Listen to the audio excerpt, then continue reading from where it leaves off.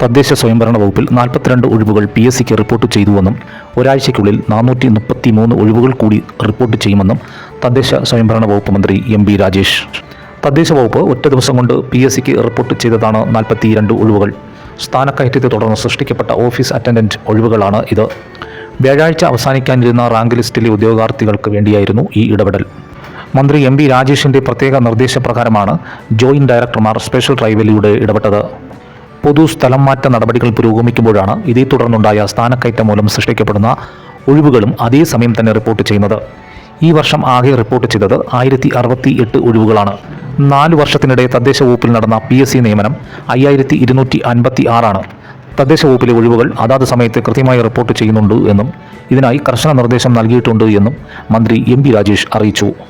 2025 സംസ്ഥാന തലത്തിലെ പൊതുസ്ഥലം മാറ്റങ്ങൾ ഈ ആഴ്ച പൂർത്തിയായി. 6747 പേർ സ്ഥലം മാറ്റത്തിന് അപേക്ഷിച്ചതിൽ 4898 പേർക്ക് സ്ഥലം മാറ്റം ലഭിച്ചു.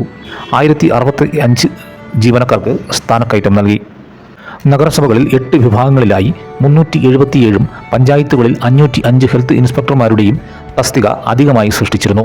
പൊതുഭരണ വകുപ്പിൽ നിന്ന് അധികമായി 208 ഓഫീസ് അറ്റൻഡർമാരെ പഞ്ചായത്തുകളിലേക്ക് പുനർവിന്യസിപ്പിക്കുകയും ചെയ്തു. നെറ്റ് മലയാളം ന്യൂസിന് വേണ്ടി ഷാജഹാൻ, തിരുവനന്തപുരം.